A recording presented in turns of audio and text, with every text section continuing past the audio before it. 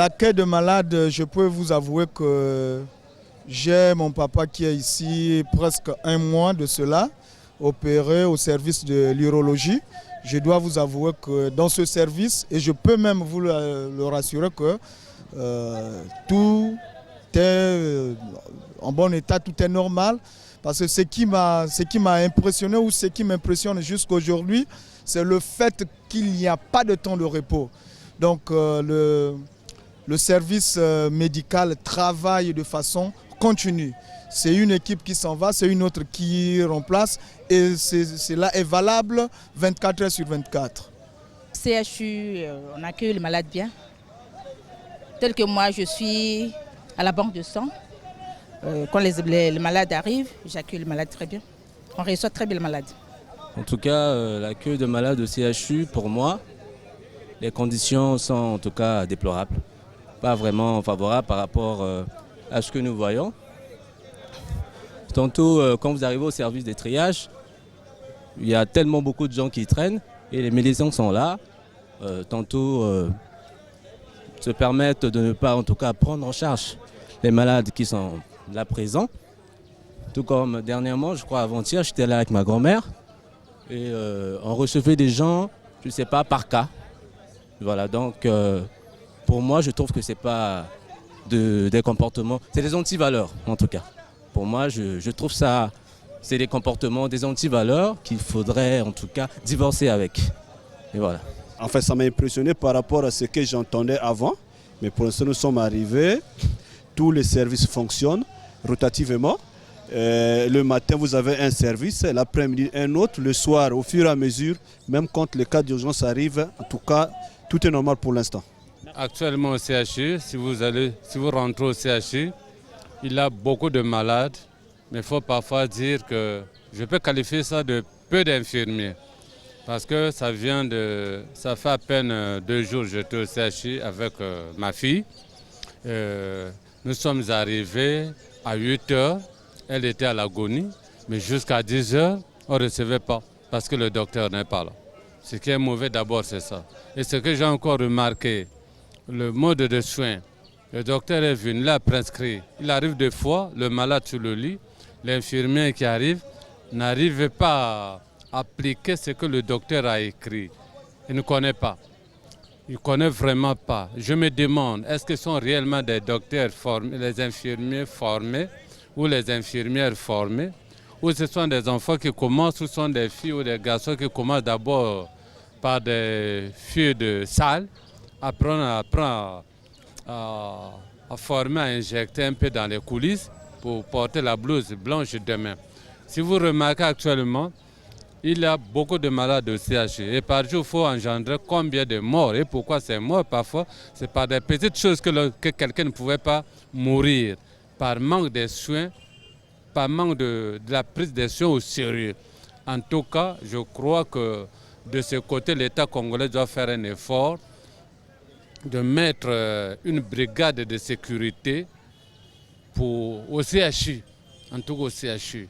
Nous ne croyons pas si ce sont des infirmiers bien formés, même si les docteurs bien formés, je les considère que des docteurs bidons. Ils n'ont rien dans leur tête. On le prend seulement tout simplement, ils viennent du village, on le classe là comme docteur ou bien comme infirmier. Ils ne connaissent pas le diagnostic d'un malade. Dans le temps, il y avait les garçons de chambre qui s'en occupaient des malades. Mais en ce moment précis, il n'y a rien. Les malades sont abandonnés. Même les gardes malades sont vraiment, nous regrettons. Surtout pour les gardes malades. Il est là bien placé pour regarder le malade. Mais lorsqu'il pleut, on les chasse, ils sont dehors, ils se mouillent. Je crois, nous demandons à l'État congolais de faire au moins un petit bâtiment pour les gardes malades.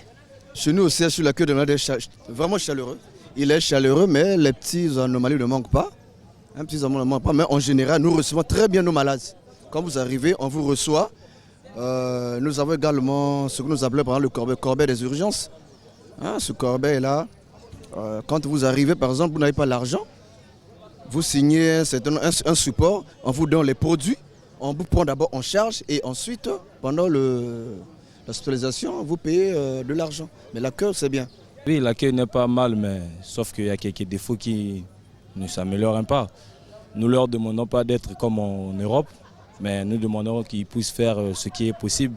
Parce que quand nous venons, il y a un peu le manque de rapidité à travers les docs qui supposent, à travers les malades, ils doivent d'abord faire ce qu'ils ont fait comme serment d'Hippocrate. Or, c'est ce qu'ils oublient souvent, c'est ce qu'ils n'ont pas le temps de faire.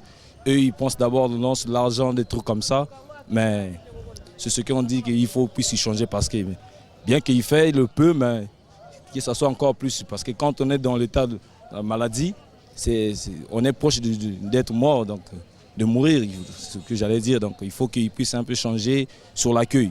Mais ça va quand même, ça s'améliore comme par rapport aux années précédentes. Bon, la première des choses, ce qui m'amène ici, moi je suis garde malade, je suis ici avec ma maman. Ce qui m'a vraiment beaucoup plu, premièrement je dirais au primo, c'est la sécurisation des malades. En tout cas les malades sont bien sécurisés.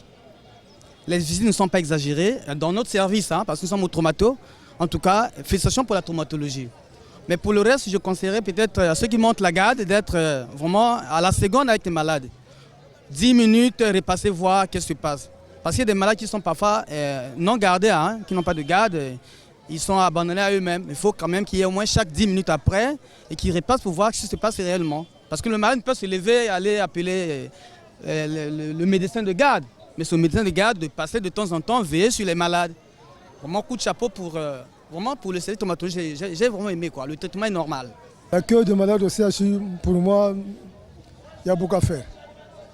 Dans le sens que lorsque quelqu'un est malade, arrive en catastrophe, tu vois ça, on bondit l'ordonnance chez l'accompagnateur. Peut-être qu'il n'a pas l'argent. Or que l'hôpital doit avoir des médicaments disponibles. C'est d'abord traiter le malade et bien après, c'est ce qui se passe à l'hôpital militaire. Si on fait une comparaison entre l'hôpital militaire et le CHU, les gens préfèrent aller à l'hôpital militaire. Parce que là-bas, dès que tu arrives, on traite d'abord le malade avant qu'on vous donne la facture. C'est un peu ça. Et quand même, bien, il y a un peu d'amélioration parce que l'accueil recommence depuis les urgences. D'abord, les urgences, quand on parle des urgences, les infirmiers doivent savoir comment accueillir le malade. Aux urgences, nous avons des brancardiers, nous avons des filles de salle. Il doit y avoir quelqu'un qui est responsable d'abord pour l'accueil et savoir comment orienter le malade. Parce que s'il y a la bonne orientation, bon diagnostic, et c'est la guérison. Bon, ici au CHU, vous savez que avec des critiques que l'on est en train de faire par-ci, par-là, par les chaînes, on sent qu'il y a un peu d'amélioration qui arrive. C'est aujourd'hui que je suis arrivé avec mon grand frère. J'ai senti, bon, mais c'est en deux parties. Il y a ceux qui reçoivent front fermé, ils ordonnent au malade de faire quelque chose. Bon, quand le malade, lui, il ne peut pas le faire. Mais par contre, il y a d'autres qui reçoivent correctement. Donc il y a des améliorations.